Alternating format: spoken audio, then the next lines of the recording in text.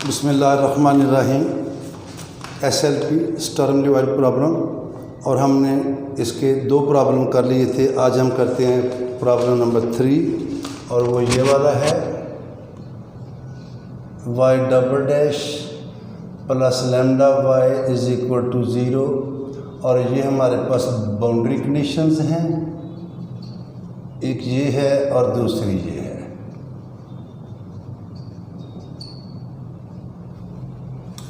SLP है, इसको solve करना है, और इसका मीनिंग क्या है कि जब x 0 है तो फिर फंक्शन की वैल्यू y की वैल्यू क्या होगी, और फिर जब x पाई है फिर y की वैल्यू क्या होगी। इन दोनों का डिफरेंस क्या आ रहा है, 0। दूसरे अल्फाज में जब x 0 है तो फिर इसकी वैल्यू भी वही है, और जब x पाई है तो फिर वैल्यू सेम होगी, तो आंसर क्या आएगा, माइनस होकर 0। और जब x 0 है तो हमने फंक्शन के डेरिवेटिव की वैल्यू लेनी है, और जब x पाई है तो फिर फंक्शन के डेरिवेटिव की वैल्यू। इन दोनों का डिफरेंस भी क्या आ रहा है, 0। और इन्हें हम कहते हैं पीरियाडिक बाउंड्री कंडीशंस। क्या कहते हैं, पीरियाडिक बाउंड्री कंडीशंस। और इनको सॉल्व करना है तो फर्स्ट ऑफ ऑल हम लेंगे, इसको पकड़ेंगे, इसकी करैक्टरिस्टिक इक्वेशन ये हमारे पास आएगी m² plus lambda is equal to 0, और m² किसके इक्वल आएगा, माइनस लैम्डा के। m क्या आएगा, प्लस माइनस लैम्डा का स्क्वायर रूट। और यहाँ पे फिर हमारे पास 3 केस आते हैं। Number 1, if lambda is equal to minus alpha square where alpha is greater than 0, तो फिर m आ जाएगा, देन m क्या हो जाएगा, प्लस माइनस अल्फ़ा स्क्वायर, और ये आ जाएगा प्लस माइनस अल्फ़ा। जब प्लस माइनस अल्फ़ा है तो y ऑफ x क्या आएगा, a की power alpha x plus b की पावर माइनस अल्फ़ा x, और y डैश ऑफ x ये आएगा अल्फ़ा a की power alpha x minus alpha b की पावर। डेरिवेटिव क्यों लिया, क्योंकि बाउंड्री कंडीशंस में डेरिवेटिव मौजूद है। अब इन कंडीशंस को यूज़ करते हुए हमने कांस्टेंट a और b की वैल्यू फाइंड करनी है। तो देखें, number 1, y of 0 minus y of pi is equal to 0, it implies that जब x 0 है, इसका आंसर तो आ गया सारा 0, ये मैं बाद में लिखता हूँ। ये आएगा a, और x को 0 करूँगा, e की पावर 0 हो जाएगा 1। इसी तरह ये e की पावर 0 हो जाएगा 1 प्लस b, माइनस जब ये लूँगा, अब मैं x की जगह पे पाई पुट करूँगा, a e alpha pi minus b e minus alpha pi is equal to 0। चूँकि माइनस है तो जब इसके बाहर नेगेटिव आएगा तो इन दोनों को नेगेटिव कर देगा। इन दोनों में से a कॉमन आ रहा है, 1 माइनस ये आया, प्लस b कॉमन आ रहा है, 1 माइनस e अल्फ़ा पाई। इसे हम कह देते हैं इक्वेशन नंबर 1। अब हम यूज़ करेंगे ये वाली condition, and y dash of 0 minus y dash of pi is equal to 0, it implies that. इधर आ जाए। अब जब लेंगे x को 0 तो हमारे पास आएगा अल्फ़ा a, क्योंकि पहले क्या लेना, x को 0, तो ये आएगा alpha a minus alpha b। इसी तरह फिर जब माइनस लेंगे, मैं ब्रैकेट लगा रहा हूँ कि गलती का काम ना रहे। अब हमने x की जगह पे क्या पुट करना है, पाई, तो अल्फ़ा a e की power alpha pi minus alpha b e की power minus alpha pi is equal to 0 आ गया। इसमें देखें, it implies that a minus b minus a e की power alpha pi plus b e की power minus alpha pi. मैंने multiply भी किया और हर एक में से अल्फ़ा कॉमन आ रहा है, अल्फ़ा से डिवाइड भी कर दिया। It implies that a 1 minus a की पावर अल्फ़ा पाई, इन दोनों से minus b common, 1 minus a की पावर। इसे हम कहते हैं इक्वेशन नंबर 2। 1 और 2 को सॉल्व करके हमने ए और बी की वैल्यू फाइंड करनी है। देखिए ये और ये एक ही रकम है, यहाँ माइनस है यहाँ प्लस है, तो हम क्या करेंगे 1 + 2, तो ये कट जाएगा और ये ऐड होके ये भी वही है, तो ये हो जाएगा 2a 1 - e की पावर अल्फ़ा पाई, 2 से डिवाइड कर देंगे। It implies that a 1 - e की पावर, अब या ये ज़ीरो है या ये ज़ीरो है, चेक करते हैं। आइदर a ज़ीरो और 1 - e की पावर अल्फ़ा पाई ज़ीरो।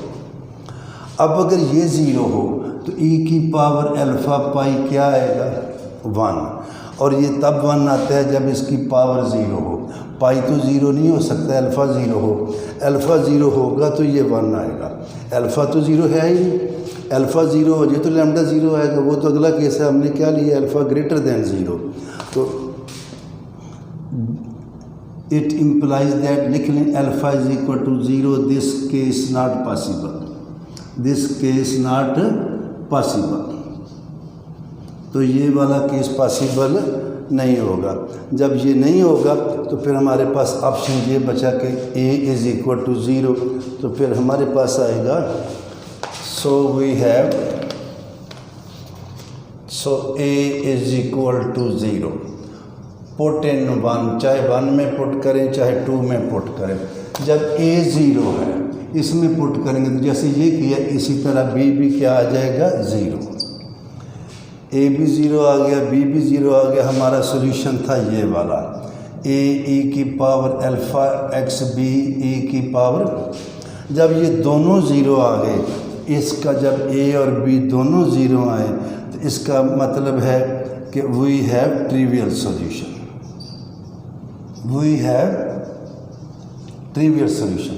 और हमें ट्रिवियल सॉल्यूशन नहीं चाहिए, हमें क्या चाहिए non trivial solution. Non trivial solution होगा तो फिर हमारे पास आइगन वैल्यूज़ आएंगी और फिर उनके अगेंस्ट आइगन फंक्शंस आएंगे। तो ये तो था हमारा केस नंबर 1। अब हम चलते हैं केस नंबर 2 पे।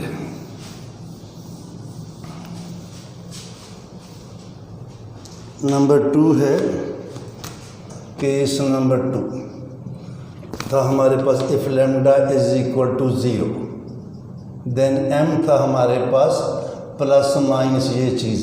तो जब ये 0 होगा तो m आ जाएगा हमारे पास 0 व 0, और फिर y(x) आएगा a + bx या ax + b दोनों से, और इन दोनों को सामने, इसको सामने रखते हुए इन दोनों को हम a और b निकालेंगे। उसी तरह लेंगे y'(x), तो ये a का 0 क्या आएगा b। जब ये आया तो हमारे पास आएगा y, ना y0 माइनस y(0), इसको यूज़ करते हैं। जब इसको लेना है तो ये देखें, ये आएगा a + b × 0। एक बार मैंने 0 पुट किया, फिर माइनस के साथ मैं क्या पुट करूँगा पाई, तो मेरे पास आएगा a + b पाई = 0। तो ये देखें ये आ जाएगा a, ये तो हो गया 0 minus a + b pi, a से a कटा b पाई, पाई पे डिवाइड करें तो b क्या आ गया 0। जब b 0 आया है इसको फिर लेके आगे चलेंगे और इधर आएंगे एंड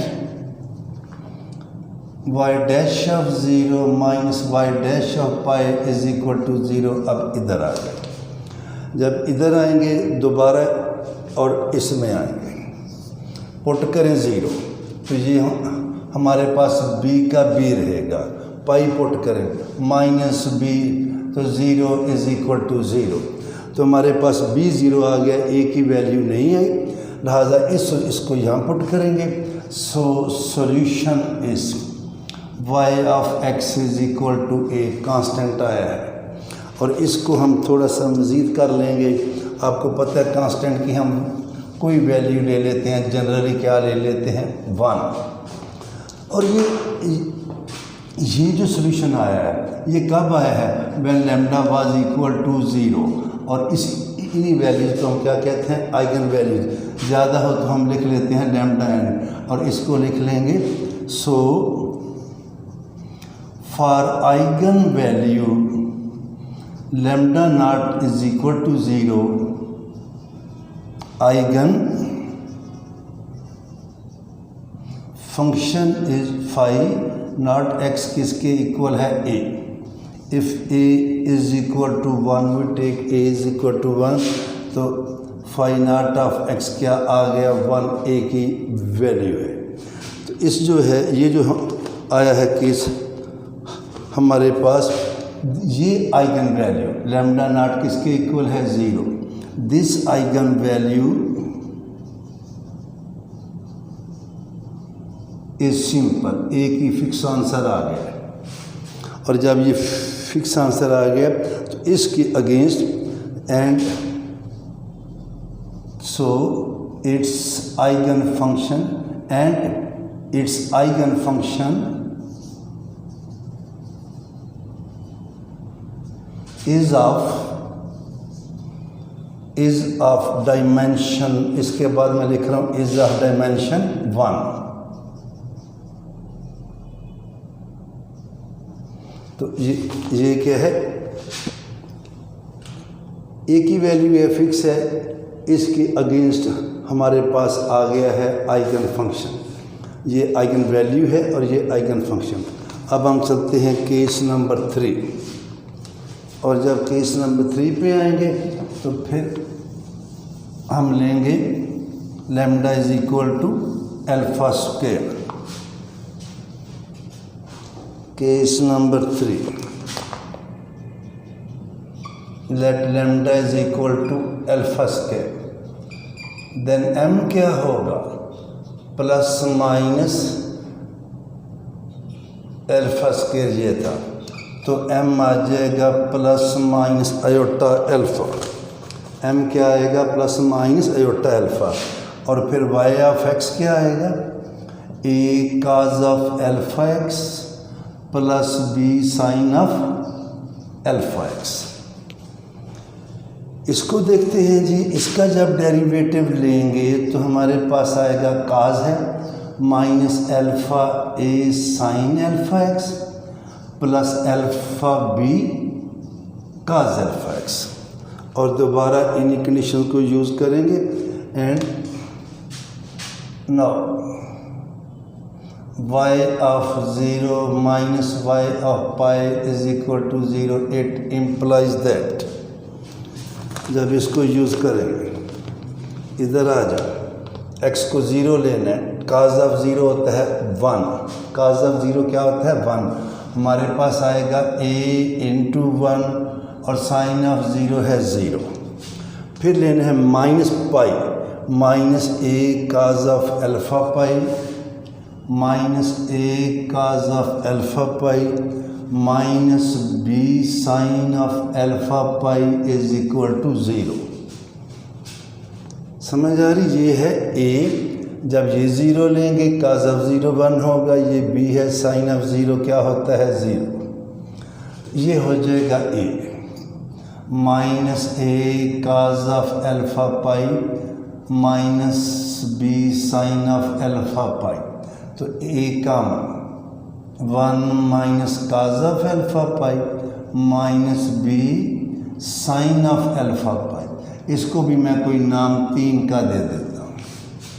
अब हम बाउंड्री कंडीशन यूज़ करेंगे ये, at when Y dash of 0 minus Y dash of pi is equal to 0, it implies that, अब इधर आ जाएंगे माइनस अल्फा ए, ये साइन अल्फा है sine of 0 0 plus alpha B, cos of 0 कितना है 1, फिर लेंगे माइनस, अब पुट करना है पाई, ये नेगेटिव है ये पॉजिटिव है, मैं माइनस ब्रैकेट डाल रहा हूँ, माइनस अल्फा ए आएगा sine of alpha pi plus alpha B cos of alpha pi is equal to 0।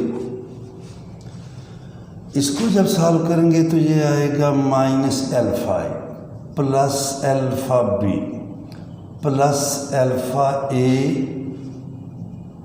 Sign of alpha, ये तो क्या है 0, ये तो लिखने की ज़रूरत ही नहीं। Alpha B plus alpha A sine of alpha pi minus alpha B cos of alpha pi. इसको भी अल्फ़ा पे डिवाइड करें तो हमारे पास आएगा, बल्कि पहले मैं ये लिख रहा हूँ, A sine of alpha pi plus B minus B cos of alpha pi 0। ये आ जाएगा A sine alpha pi B common 1 minus cos alpha pi, इसे कहेंगे इक्वेशन नंबर 4। और लेना है हमने नॉन ट्रिवियल सॉल्यूशन। अब हम लिखेंगे for non-trivial solution, determinant of matrix of coefficient should not be equal to 0। तो फिर हमारे पास आना चाहिए, यहाँ से देखें ज़रा, ये आएगा for non trivial solution we take 1 minus cos of alpha pi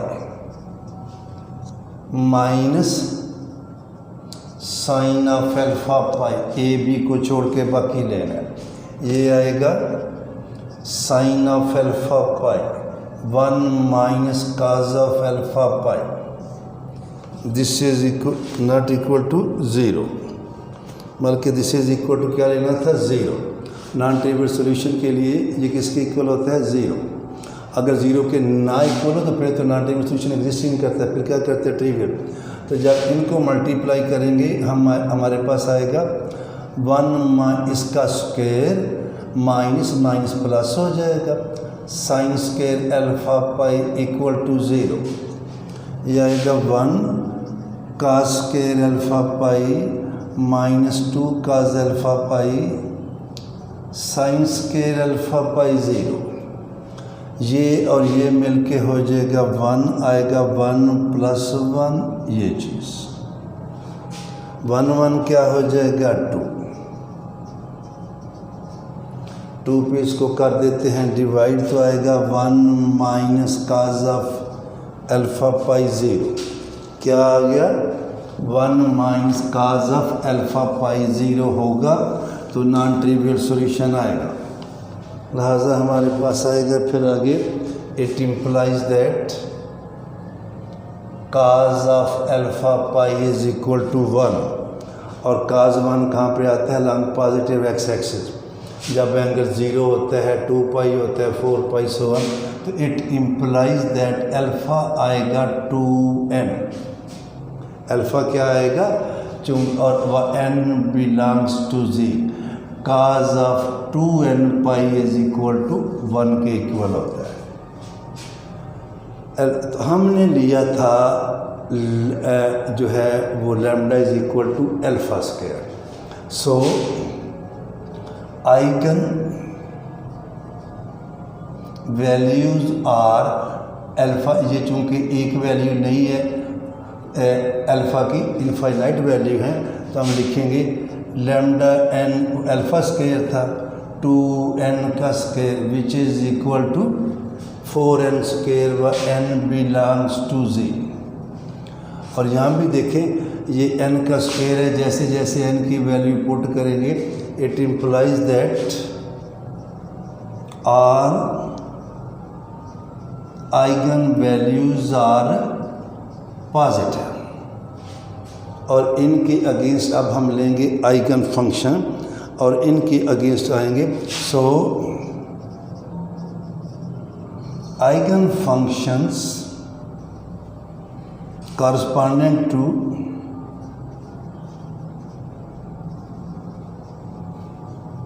corresponding to each eigenvalue